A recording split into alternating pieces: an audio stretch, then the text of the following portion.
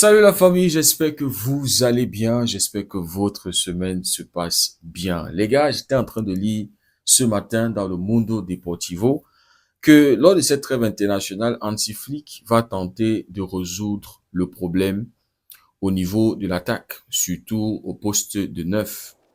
Il nous reste 2 mois de compétition. Nous sommes bien partis pour remporter la Liga puisqu'on a 4 points d'avance sur le Real Madrid. Nous sommes en quart de finale de Champions League. Mais les amis, on sait qu'on a ce problème-là au poste de neuf. Les deux attaquants principaux du Barça ne sont pas du tout en forme, ne sont pas en confiance, les gars. Donc, Hansi Flick est en train de chercher la solution. Est-ce qu'il faut qu'il reste fidèle à son système, c'est-à-dire d'avoir un 9 pur, ou bien est-ce qu'il faut changer le système, jouer avec un faux 9? C'est ça la question. On sait que Hansi Flick a toujours joué avec un 9 pur. On l'a vu du côté du Bayern et même avec le Barça. On peut compter le nombre de matchs où Hansi Flick a joué avec un faux 9. Moi, je me rappelle juste 2 matchs. Et Dani Olmo avait joué en tant que faux neuf. C'était contre le Real Betis, les gars. Ce match-là, je crois, on avait marqué 5 buts, un truc comme ça. Donc, on peut compter le nombre de fois où Hansi Flick a modifié son système, sa formation pour pouvoir s'adapter aux adversaires. Donc, les gars, comme on le sait, en début de saison, Hansi Flick avait opté pour Ferran Torres en tant que le titulaire. Avoir un Lewandowski qui a un deuxième rôle. C'est-à-dire qu'il va supplier être le remplaçant de Ferran Torres. Et les amis, en première partie de saison, ça avait marché. Ferran Torres était clinique, Ferran Torres marquait des buts. Mais deuxième partie de saison, les gars, on a retrouvé notre Ferran Torres. Ce Ferran qui ne sait pas faire un contrôle, ce Ferran qui ne sait pas conclure les actions, même évident, les face-à-face qui va te rater, vraiment des situations que même ma grand-mère va les convertir, les gars. Donc, on a retrouvé ce Ferran Torres-là qu'on n'aime pas, qu'on n'aime vraiment pas, les gars. Ce Ferran Torres qui nous gâche tellement de situations, les gars. Tellement de caviar. En fait, tellement de passes dès que ses coéquipiers auraient pu avoir s'il avait continué dans la bonne forme de la première partie de saison. Et puis, les amis, on a vu que lors de cette deuxième partie de saison, Hansi Flick a réintégré Lewandowski dans le 11. Mais les amis, le constat est pareil. Lewandowski aussi n'est pas en forme, les gars. On a vu même que les pénaltys l'ont été retirés. Maintenant, ce soir, Rafinha ou Lamine Yamal qui les tire. Et quand on avait posé la question à Lewandowski concernant les pénaltys qui l'ont été retirés, lui-même a avoué qu'il n'est pas en forme, il n'est pas en confiance. Donc, c'est normal qu'on puisse donner à ses coéquipiers qui sont plus en confiance parce que à la fin de la journée, c'est l'équipe qui doit gagner. C'est pas les stats de Lewandowski qui comptent ou bien le fait que voilà, il doit être absolument le premier tireur de penalty. Donc, Lewandowski pas en forme, Ferran Torres pas en forme et les amis, on a vu que ça a beaucoup joué sur notre saison. Des matchs qu'on avait perdus pas parce que on ne s'était pas créé des situations, pas parce qu'on n'avait pas des situations pour marquer, mais juste parce que nos attaquants n'étaient pas en forme. On peut aussi ajouter un Rafinha, première partie de saison qui n'était pas lui-même. Voilà, c'est maintenant, c'est à cette fin de saison qu'on est en train de retrouver un Rafinha en confiance, un Rafinha qui te marque des buts. Donc, les amis, la forme de nos attaquants nous a vraiment handicapés cette saison. Et si on doit remporter la Liga, si on doit remporter la Champions League, il est impératif que Hansi Flick trouve le juste milieu, en fait, trouve la solution.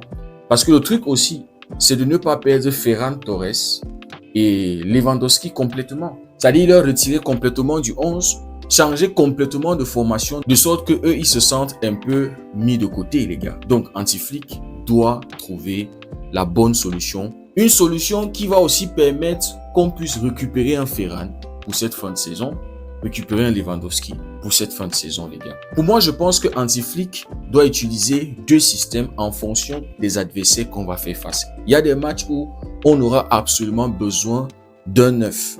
Surtout un Lewandowski avec la corpulence, le gabarit, l'expérience qu'il a. Il y aura des matchs où on aura besoin de jouer avec un faux 9.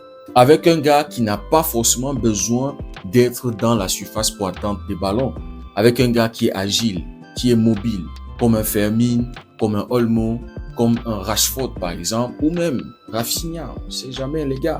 Donc pour moi, Hansi doit utiliser les deux systèmes en fonction des adversaires. Mais les amis, je suis beaucoup plus partant pour un système avec un faux neuf, les gars. Et on a tellement de prétendants, tellement de candidats pour jouer en tant que faux neuf, les gars. Donc, quand on regarde les statistiques de nos neufs, Robert Lewandowski, en 37 matchs, a marqué 16 buts, 3 passes décisives et il a joué 1950 minutes. Ferran Torres a joué 40 matchs pour marquer seulement 16 buts, une seule passe décisive et il a joué 2199 minutes, les gars, pour marquer seulement 16 buts. Avec tous les caviars qu'il a reçus, les gars. Un gars, par exemple, comme Lamine Yamal aurait plus de passes décisives si Ferran Torres était ce joueur-là, était décisif devant les goals.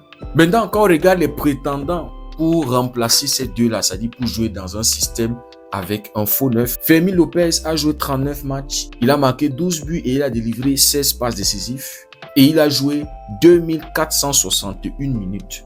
Dani Olmo, 8 buts marqués, 7 passes décisives en 38 matchs et il a joué 2097 minutes. Rashford, il a joué 39 matchs, 10 buts marqués, 13 passes décisives, 2103 minutes.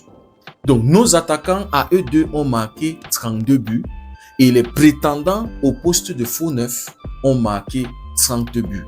Donc, je pense que les prétendants, les candidats pour le poste de faux neuf ont un très bon argument pour remplacer nos attaquants, les gars. Mais bon, les amis, la dernière décision revient à Hansi Flick. Comme je vous ai dit, je suis en faveur d'un système avec un faux neuf. Et donc, les amis, en parlant de neuf et faux neuf, la question que j'aimerais poser ce matin, c'est de quel type de neuf, quel type d'attaquant le Barça a-t-il vraiment besoin pour la saison prochaine?